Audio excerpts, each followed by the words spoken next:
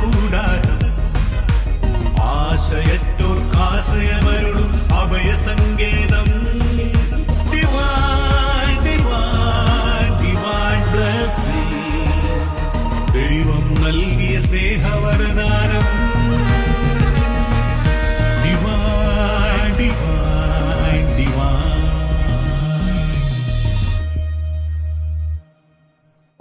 ഈശോയിൽ പ്രിയപ്പെട്ടവരെ, അനുഗ്രഹത്തിൻ്റെ ദിവസങ്ങളിലേക്ക് നമ്മൾ പ്രവേശിച്ചിരിക്കുകയാണ്. ഈ ആഴ്ച ധ്യാനത്തിൽ നമ്മളെ സംബന്ധിച്ച് വചനം ശ്രവിക്കുമ്പോൾ ഈ നോമ്പുകാലത്ത് ദൈവം നമ്മുടെ ജീവിതത്തെ ഒന്ന് ക്രമപ്പെടുത്തുവാനായിട്ട് ആഗ്രഹിക്കുന്നുണ്ട്. നമ്മുടെ ജീവിതത്തെ കൂടുതൽ വചനത്തോട് ചേർത്ത് വെച്ച് മനസ്സിലാക്കുകയും ധ്യാനിക്കുകയും അതിലൂടെ ഒരു പുതിയ ഉണർവ് നമുക്കുണ്ടാകുവാനായിട്ട് കർത്താവ് ആഗ്രഹിക്കുന്നുണ്ട്. പരിശുദ്ധ ഗ്രന്ഥത്തിൽ നാം എപ്രകാരമാണ് ഈ ദിവസങ്ങളിൽ ദൈവത്തോട് ചേർന്ന് നിൽക്കേണ്ടത് എന്നതിനെക്കുറിച്ച് സൂചിപ്പിക്കുന്നുണ്ട്. പത്രോസ്ലീഹായുടെ 1-ാം ലേഖനം 2-ാം അധ്യായം 22-ാം തിരുവചനം പ്രകാരമാണ് പറയുന്നത്: അവൻ പാപം ചെയ്തിട്ടില്ല, അവൻ്റെ അധരത്തിൽ വഞ്ചന കാണപ്പെട്ടുമില്ല. നിന്ദിക്കപ്പെട്ടപ്പോൾ അവൻ പകരം നിന്ദിച്ചില്ല, പീഡനമേറ്റപ്പോൾ ഭീഷണിപ്പെടുത്തിയില്ല. പിന്നെയോ നീതിയോടെ വിധിക്കുന്നവന് തന്നെ തന്നെ പരമേൽപ്പിക്കുകയാണ് ചെയ്തത്. കഷ്ടതകൾ വന്നപ്പോൾ, സഹനങ്ങൾ വന്നപ്പോൾ, വേദനകൾ വന്നപ്പോൾ അവൻ ഒരു പരാതിയും പറഞ്ഞില്ല. മറിച്ച് നീതിയോടെ വിധിക്കുന്നവന് തന്നെ തന്നെ പരമേൽപ്പിച്ചു. കർത്താവിൻ്റെ കരങ്ങളിലേക്ക് നമ്മെ സമർപ്പിക്കുക. എല്ലാ സഹനത്തിലും ദൈവത്തിൻ്റെ ശക്തമായ കരങ്ങൾ നമ്മെ താങ്ങി നിർത്തും. നമ്മൾ ശ്രവിക്കുന്ന വചനം ഈ ആഴ്ച നമ്മുടെ ജീവിതത്തെ വിശദീകരിക്കട്ടെ. കർത്താവിൻ്റെ കൃപയിൽ വളരുവാൻ, നീതിയോടെ വിധിക്കുന്നവൻ്റെ കരങ്ങളിലേക്കെല്ലാം സമർപ്പിക്കുവാൻ ഈശോ നമ്മെ അനുഗ്രഹിക്കട്ടെ. Praise the Lord. Divine, divine, divine blessing. Divine, divine, divine.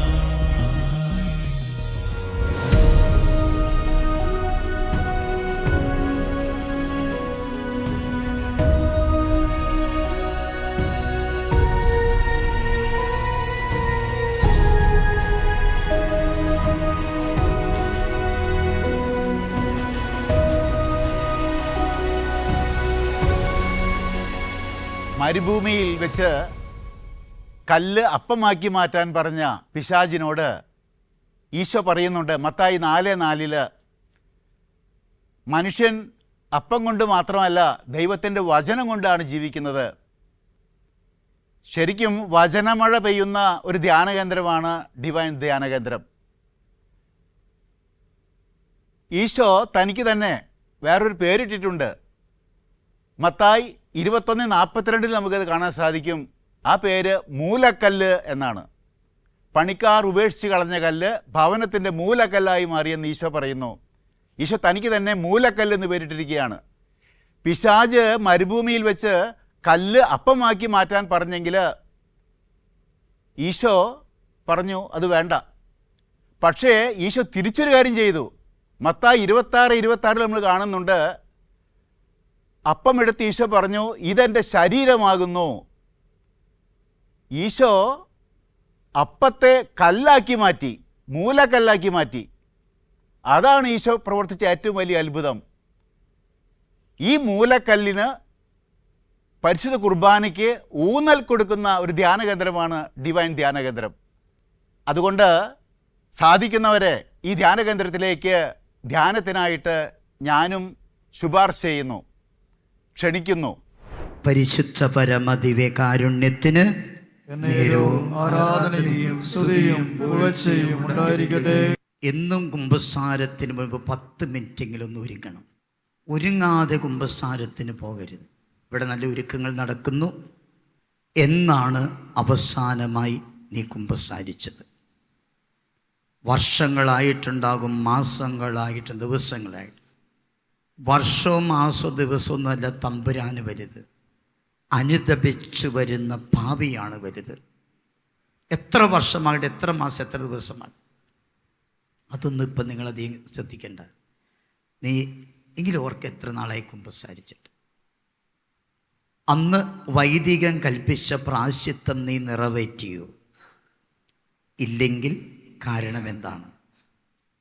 അത് പറയണം. കുമ്പസാരി പ്രായശ്ചിത്തം നിറവേറ്റുമ്പോഴേ പൂർണ്ണത വരിക.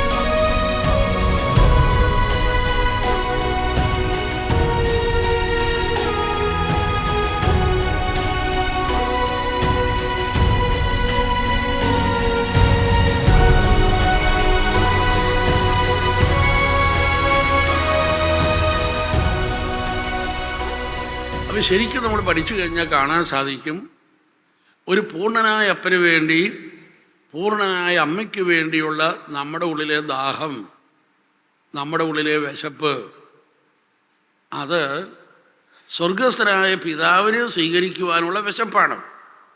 കാരണം യേശു അവതരിപ്പിച്ച യേശുവിൻ്റെ പിതാവ്, ആ പിതാവാണ് എല്ലാം തികഞ്ഞ പിതാവ്. Hallelujah, hallelujah.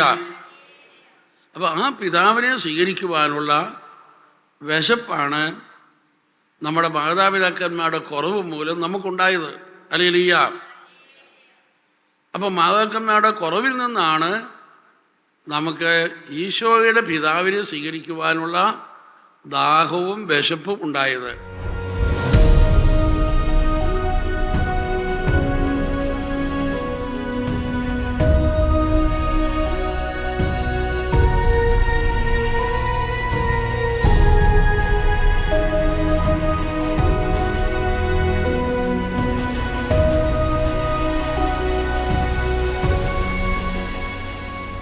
എൻ്റെ പേര് ചിന്നു മരിയ.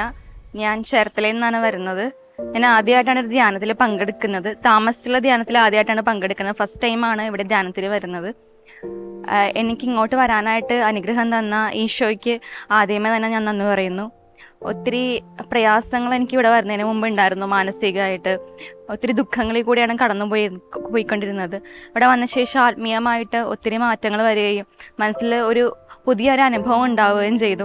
ദൈവത്തെക്കുറിച്ച് കൂടുതൽ അറിയാനും കുറേ ഡൗട്ട്സ് ഉണ്ടായിരുന്ന കുറേ കാര്യങ്ങൾ എനിക്ക് ആത്മീയപരമായിട്ട് എനിക്ക് അതിൽ മാറ്റങ്ങൾ വന്നു. എല്ലാത്തിനും ദൈവത്തിനും അതേപോലെ തന്നെ ഈ ശുശ്രൂഷ ഞങ്ങൾക്ക് ഇവിടെ ചെയ്തു തരുന്ന എല്ലാ അച്ഛന്മാർക്കും എല്ലാവർക്കും നന്ദി പറയുന്നു. ഫറവോയുടെ അരമനയിലെ ഫറവോയുടെ മകളുടെ മകനായിട്ട് വളർന്ന മോശയ്ക്ക് അറിയാമായിരുന്നു, ഞാൻ ഈജിപ്തുകാരുടെ വർഗത്തിൽപ്പെട്ടതല്ല, ഞാൻ തിരഞ്ഞെടുക്കപ്പെട്ട വംശത്തിൽപ്പെട്ടതാണ്, ഇസ്രായേൽ വംശത്തിൽപ്പെട്ടതാണ്. അപ്പോൾ അദ്ദേഹം രാജകുമാരനായിട്ട് ഫറവോ കഴിഞ്ഞാൽ ഒന്നാം സ്ഥാനത്തെന്ന പോലെ കഴിയുന്ന അവസരത്തിൽ ഒരു ഇസ്രായേൽക്കാരനും ഒരു ഈജിപ്തുകാരനും തമ്മിൽ വഴക്കുണ്ടാകുന്നത് കണ്ടു. ഉടനെ മോശ ഈജിപ്തുകാരൻ്റെ തൊട്ട് അടി കൊടുത്തു. പെട്ടെന്ന് അയാളങ്ങ് മരിച്ചുപോയി. അയാളെ കൊണ്ട് മറവ് ചെയ്തു. ആരും അറിഞ്ഞില്ല എന്ന് കരുതിയിരിക്കുമ്പോൾ രണ്ട് ഇസ്രായേൽക്കാർ തമ്മിൽ വഴക്കൂടുന്നപ്പോൾ മോശ അത് കണ്ടു. മോശ രമ്യപ്പെടുത്താൻ ചെയ്തു, നിങ്ങൾ തിരഞ്ഞെടുക്കപ്പെട്ട വംശത്തിൽപ്പെട്ടവരാണ്, നിങ്ങളിങ്ങനെ വഴക്കൂടുന്നത് ശരിയല്ല. അതിലൊരുത്തൻ പറഞ്ഞു, നീ ഇന്നലെ ഒരാളെ കൊന്നത് ആരും അറിഞ്ഞില്ലെന്നാണോ നീ കരുതിയിരിക്കുന്നത്? ഇത് കേട്ടതേ മോശയ്ക്ക് കാര്യം മനസ്സിലായി, പിടിക്കപ്പെടും. മോശ മരുഭൂമിയിലേക്ക് ഓടിപ്പോയി. 40 കൊല്ലത്തെ മരുഭൂവാസം. അപ്പോൾ 40 വയസ്സ് പ്രായമാണ് മോശയ്ക്ക്.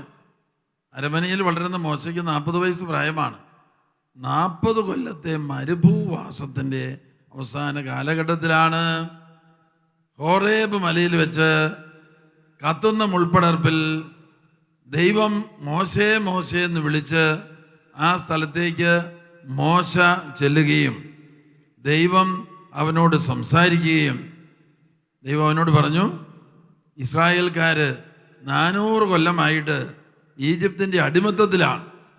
അവരൊരുപാട് പീഡിപ്പിക്കപ്പെടുന്നു. അവരുടെ നിലവിളി എൻ്റെ അടുത്തേക്ക് വന്നിരിക്കുകയാണ്. അവരെ ഫറവോയുടെ അടിമത്തത്തിൽ നിന്ന് മോചിപ്പിക്കാൻ ഞാൻ നിന്നെയാണ് നിയോഗിക്കുന്നത്. ഹല്ലേലൂയ. ഞങ്ങൾ ഫ്രാൻസിസ്കൻ ഫ്രയേഴ്സാണ്.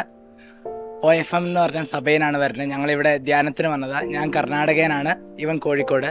ഞാൻ സെബിൻ, ഐവിൻ. ഞങ്ങൾ ബ്രദേഴ്സാണ്. അച്ഛനാവാൻ പഠിക്കുക. ഞങ്ങൾ ഇവിടെ വരുമ്പോൾ ഭയങ്കരമായിട്ടുള്ള പേടി അങ്ങനത്തെ സംഭവങ്ങളൊക്കെ ആയിട്ടാണ് വന്നത്. പക്ഷേ ഇവിടെ വന്ന് അച്ഛന്മാരുടെ ധ്യാനമൊക്കെ കേട്ടപ്പോൾ ആ പേടിയൊക്കെ മാറുകയും പിന്നെ ദൈവത്തിനെ കൂടുതൽ ആരാധിക്കാനുള്ള ഒരു തീക്ഷ്ണതയൊക്കെ വരികയൊക്കെ ചെയ്തു. ഒരു ഭാര്യയുടെ ഗുണങ്ങളില് ഏറ്റവും നല്ല തിളങ്ങി നിൽക്കുന്ന ഗുണം വിധേയത്വമാണ്, എളിമയാണ്. ഈ വിധേയത്വത്തിൽ, ഈ എളിമയിൽ അപ്പോഴേ തോറ്റു കൊടുക്കാൻ പറ്റുള്ളൂ. തോറ്റു കൊടുക്കുന്ന മനോഭാവം അത് വിധേയത്വമുള്ള എളിമയുള്ള മനോഭാവമാണ്. അതാണ് ഈശോ പറഞ്ഞത്. ഈശോ കാണിച്ചെന്ന് പറഞ്ഞു.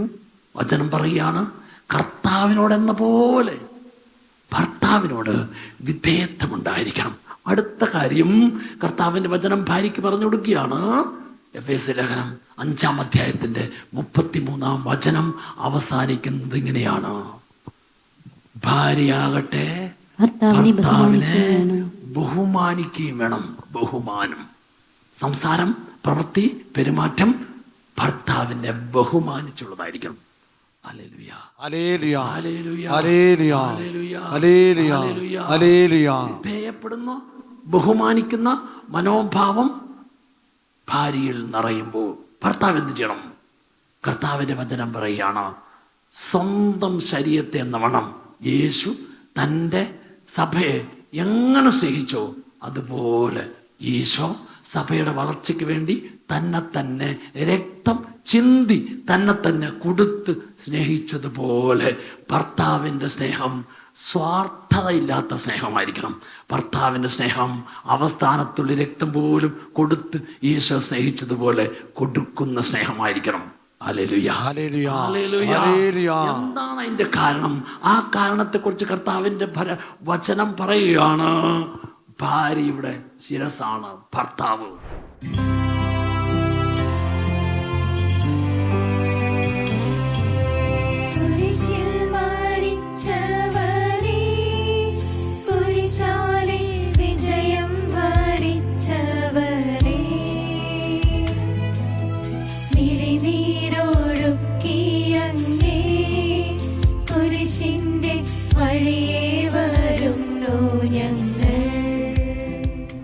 പേര് ബിന്ദു, കൊല്ലത്തുനിന്ന് വരുന്നു. ഞാനിവിടെ വന്ന് ധ്യാനം കൂടാൻ വന്നപ്പോൾ എനിക്ക് ഓട്ടോ ഓട്ടിക്കുന്നതാണ് എൻ്റെ ജോലി. അപ്പം എനിക്ക് ഷോൾഡറിന് നല്ല വേദന ഉണ്ടായിരുന്നു. അപ്പോൾ അത് 2 ദിവസം കൊണ്ട് വന്നപ്പോൾ എനിക്ക് മാറിയില്ലായിരുന്നു. ഇപ്പോൾ ഇന്നലത്തെ ആരാധന ശുശ്രൂഷയിൽ കൈക്കും കാലിനും നല്ല വേദനയ്ക്ക് കുറവുണ്ട്. ഇവിടെ നിന്ന് വന്നതിൽ എനിക്ക് സുഖം പ്രാപിച്ചതായിട്ടുള്ള ഒരു അനുഭവം എനിക്ക് കിട്ടി. കർത്താവിനോട് ചേർന്ന് നിൽക്കുന്നതാണ് എൻ്റെ ആനന്ദം. ആ ഒരു ബോധ്യമാണ് സങ്കീർത്തകൻ ഉണ്ടായിരുന്നത്. കാരണം നിത്യമായവൻ നിത്യമായത് എനിക്ക് നൽകുമെന്ന ബോധ്യം, അവനിൽ നിന്ന് ലഭിക്കുന്ന ആ ഒരു ആനന്ദം അതൊരിക്കലും എന്നിൽ നിന്ന് എടുത്തു മാറ്റപ്പെടുന്നതല്ല എന്ന ബോധ്യം ഈ ലോകത്തിൽ ജീവിക്കുമ്പോൾ തന്നെ അത് അനുഭവിക്കുവാനായി സാധിക്കുകയാണ് പ്രിയപ്പെട്ടവരെ ഏറ്റവും വലിയ ഭാഗ്യം എന്ന് പറയുന്നത്.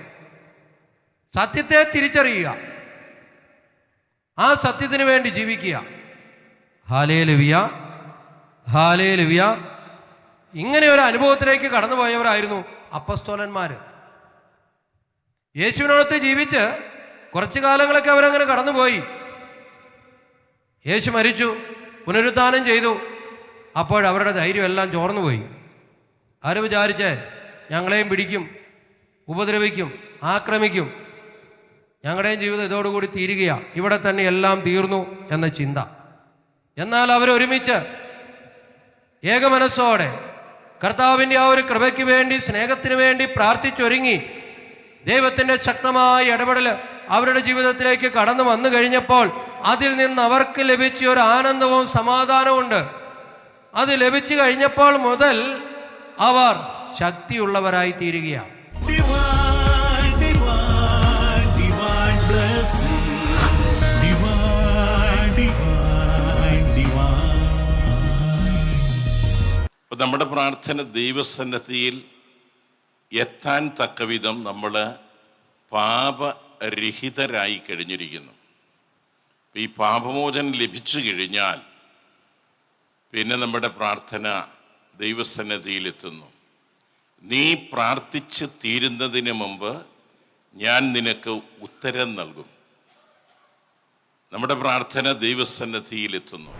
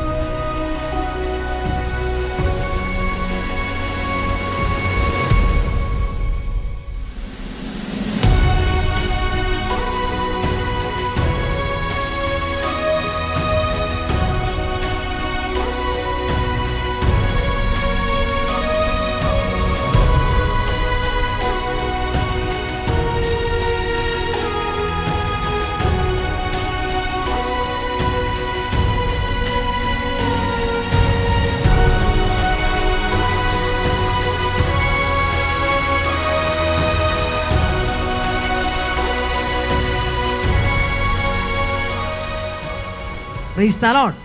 ആരൊക്കെ നിന്നെ ഉപേക്ഷിച്ച് കടന്നു പോയാലും, ആർക്കെല്ലാം നിന്നെ വേണ്ടാന്ന് പറഞ്ഞാലും, ദൈവത്തിന് മാത്രം നിന്നെ വേണ്ടാന്ന് വെക്കാൻ പറ്റുകയില്ല. കാരണം എന്താ? ദൈവം ജീവൻ കൊടുത്തു വാങ്ങിയതാ. നീ എൻ്റെ ജീവനാ, നീ എൻ്റെ പ്രാണനാ, നീ എൻ്റെ കരള എന്നൊക്കെ നമ്മൾ മറ്റുള്ളവരോട് പറഞ്ഞാലും ദൈവം പറഞ്ഞതാ. ഹല്ലേലൂയ.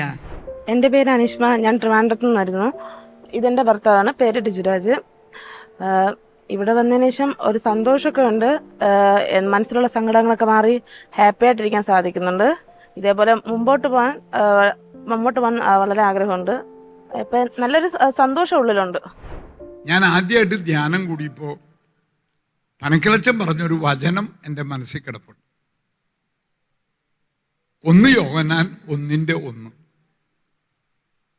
ആരും ബൈബിള് തുറക്കണ്ട കേട്ടോ. ദൈവമേ, 1 യോഹന്നാൻ 1:1 ഞാൻ കണ്ടുപിടിച്ചത് 3/4 മണിക്കൂർ തപ്പിയിട്ടാണ്. ഞാൻ വിയർത്ത് കുളിച്ചു. അപ്പം എൻ്റെ അടുത്തിരിക്കണ ഒരു സഹോദരൻ പറഞ്ഞു, എന്താ ഇങ്ങനെ വിറയ്ക്കണേ? ഞാൻ പറഞ്ഞു, യോഹന്നാനെ കാണാനില്ല.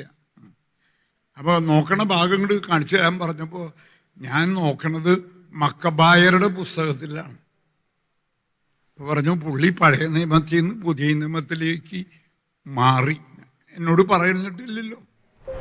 എൻ്റെ പേര് ക്രിസ്ത്യൻ എന്നാണ്. ഞാൻ ആലപ്പുഴയിൽ നിന്ന് വരുന്നു.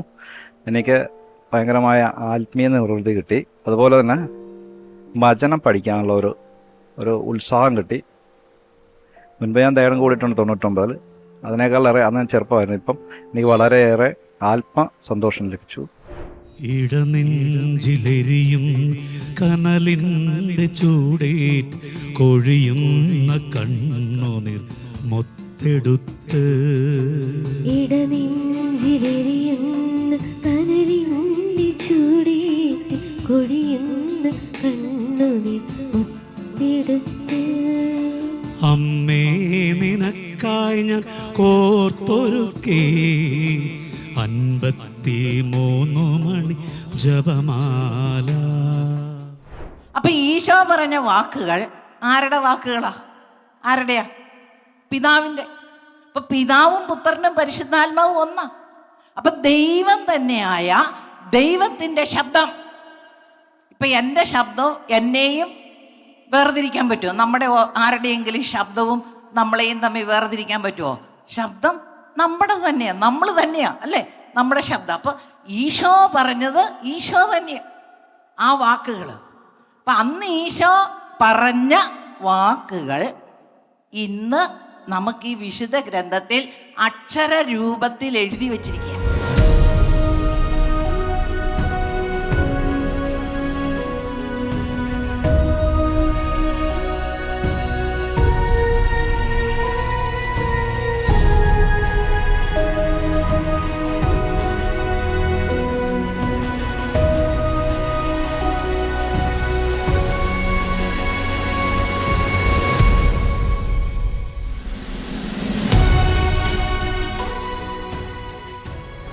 പേര് സ്മിത. ഞാൻ കൂർഗിൽ നിന്നാണ് വരണത്, വിരാഷ്പേട്ടയിൽ നിന്ന്. ഇവിടെ വന്നിട്ടിപ്പോൾ 4 വർഷമായി അടുപ്പിച്ച് വരുന്നു. ഒരുപാട് ധ്യാനം കൂടിയിട്ട് ഒരുപാട് ദൈവ കൃപകൾ ഉണ്ടായിട്ടുണ്ട്, അനുഗ്രഹം ഉണ്ടായിട്ടുണ്ട്. ഒരുപാട് വചനം പഠിക്കാൻ പറ്റി. ഈശോയിനെ ഒരുപാട് അറിയാൻ സാധിച്ചു. നീയൻ പ്രാണനാഥൻ, നീയൻ സ്നേഹരാജൻ, നിന്നിലെല്ലാം ജീവനും സ്നേഹവുമേ. വാവ യേശുനാഥ, വാവ യേശുനാഥ, വാവ സ്നേഹനാഥ, നായൻ ഹൃദയം തേടിടും സ്നേഹമേ നീ. വാവ യേശുനാഥ. തകർന്നു കിടന്ന ബലിപീഠം കേടുപോക്കി 3 ബലിപീഠങ്ങളാണ് ദൈവം നമ്മിൽ സ്ഥാപിച്ചിരിക്കുക. ഒന്ന് ദൈവവുമായുള്ള സ്നേഹബന്ധത്തിൻ്റേത്, 2 സഹോദര സ്നേഹബന്ധത്തിൻ്റേത്, 3 നമ്മോട് തന്നെയുള്ള സ്നേഹബന്ധം. നമ്മൾ നമ്മളെ തന്നെ സ്നേഹിക്കണം, വെറുക്കാൻ പാടില്ല. ദൈവസ്നേഹബന്ധത്തിൻ്റെ ബലിപീഠങ്ങൾ നിൻ്റെ ദൈവമായ കർത്താവ് ഞാനാകുന്നു, ഞാനല്ലാതെ മറ്റേത് നിനക്കുണ്ടാകരുത്. നിൻ്റെ ഹൃദയത്തിൽ ഈശോയ്ക്കായിരിക്കണം 1-ാം സ്ഥാനം. അവിടെ നീ വിശുദ്ധർക്ക് കൊടുത്തിട്ടുണ്ടോ? വ്യക്തികൾക്ക് കൊടുത്തിട്ടുണ്ടോ? പണമാണോ നിനക്ക് വലുത് ഈശോയേക്കാളും? വിദ്യാഭ്യാസം, അധികാരമോഹം, സ്ഥാനമാനങ്ങൾ, ആരോഗ്യം, സൗന്ദര്യം, ഇതൊക്കെയാണോ നിനക്ക് വലുത് ദൈവത്തെക്കാൾ? ആരാധന ആരാധന യേശുവേ ആരാധന. എല്ലാവരും പാടിക്ക് സ്വരമേർത്തി. ആരാധന ആരാധന യേശുവേ ആരാധന. Divine, divine, divine blessing. Divine, divine, divine. ഈശോയിൽ ഏറ്റവും സ്നേഹം നിറഞ്ഞ സഹോദരി സഹോദരന്മാരെ, 121 സങ്കീർത്തനത്തിൻ്റെ 5-ാം തിരുവചനം നമുക്ക് കർത്താവ് തരുന്ന വലിയൊരു ബോധ്യതാണ്. കർത്താവാണ് എൻ്റെ കാവൽക്കാരൻ, നിനക്ക് തണലേകാൻ അവിടെ എപ്പോഴും നിൻ്റെ വലത് ഭാഗത്തുണ്ട്. കർത്താവാണ് നിൻ്റെ കാവൽക്കാരൻ. കാവൽക്കാരനായി കർത്താവ് നമ്മുടെ കൂടെ ഉണ്ട്. കണ്ണടയ്ക്കാതെ കാത്തിരിക്കുന്നവനാണ് കാവൽക്കാരൻ. അപ്പോൾ കർത്താവ് നമുക്ക് വേണ്ടി എപ്പോഴും ശ്രദ്ധാപൂർവം ഉണർന്നിരിക്കും. കണ്ണടയ്ക്കാതെ കാത്തിരിക്കുന്നവൻ കാവൽക്കാരൻ, ശ്രദ്ധാപൂർവം ഉണർന്നിരിക്കുന്നവൻ കാവൽക്കാരൻ, ആവശ്യമെങ്കിൽ ജീവൻ പോലും നൽകി സ്നേഹിക്കുന്നവൻ, രക്ഷിക്കുന്നവൻ, അവനാണ് കാവൽക്കാരൻ. അപ്പോൾ കർത്താവ് നിൻ്റെ കാവൽക്കാരനാണ് എന്ന് നിനക്ക് ദൈവത്തിൻ്റെ വചനം പറയുമ്പോൾ എന്നും നിനക്ക് വേണ്ടി കണ്ണടയ്ക്കാതെ അവൻ കാത്തിരിക്കും, ശ്രദ്ധാപൂർവം ഉണർന്നിരിക്കും. നിനക്ക് വേണ്ടി ജീവൻ തന്നു പോലും രക്ഷിക്കാൻ അവൻ സന്നദ്ധനായി നിന്റെ കൺമുമ്പിലുണ്ട്. ഈ ബോധ്യമാണ് നമുക്ക് ഈ ആഴ്ചയിലെ ധ്യാനത്തിലൂടെ കർത്താവ് വ്യത്യസ്തമായ വചനങ്ങളിലൂടെ നൽകിയത്. ആ കർത്താവ് നിനക്ക് തണലേകാൻ നിന്റെ വലതുഭാഗത്തുണ്ട്. തണലേകുന്നവനാണ് കർത്താവ്. ഏത് തണൽ? സ്നേഹത്തിൻ്റെ തണൽ, സംരക്ഷണത്തിൻ്റെ തണൽ, ആശ്വാസത്തിൻ്റെ തണൽ.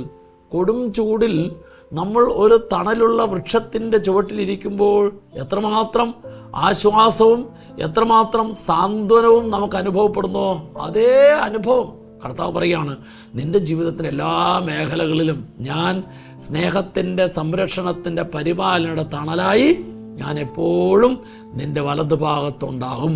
ഈ വലതുഭാഗത്ത് തണലായി, കാവൽക്കാരനായി നമ്മോടൊപ്പമുള്ള ആ കർത്താവിൻ്റെ അനുഗ്രഹം എന്നും നമ്മുടെ ജീവിതത്തിലുണ്ടാകട്ടെ. ഈ അനുഗ്രഹത്തിൻ്റെ വഴികളാണ് ഈ ആഴ്ചയിലെ ധ്യാനത്തിലൂടെ കർത്താവ് നമുക്ക് പറഞ്ഞു തന്നത്. ഈ ഒരു സംരക്ഷണത്തിൻ്റെ തണലേകുന്ന കർത്താവ് നമ്മുടെ ജീവിതത്തിൽ എപ്പോഴും ആയിരിക്കുമ്പോൾ ഇത് കണ്ട് അനേകർക്ക് ഡിവൈൻ ധ്യാന കേന്ദ്രത്തിലേക്ക് ഇനിയുള്ള ആഴ്ചകളിൽ ധ്യാനിക്കാനായിട്ട് കടന്നു വരാൻ സാധിക്കണം. നിങ്ങൾ ഓരോരുത്തരും അങ്ങനെ അനേകരെ ഈ ധ്യാന മന്ദിരത്തിലേക്ക് വചനം കേൾക്കാൻ ഓരോ ആഴ്ചയിലും പറഞ്ഞു വിടുന്ന വ്യക്തികളായി മാറണം. നിങ്ങൾക്ക് ലഭിച്ച ബോധ്യത്തിൽ എന്നും കർത്താവ് നിങ്ങൾ നയിക്കട്ടെ. നിങ്ങളിലൂടെ അനേകരെ കർത്താവ് രക്ഷയിലേക്ക് നയിക്കുവാനായിട്ട് സഹായിക്കട്ടെ. Praise the Lord. ആമേൻ.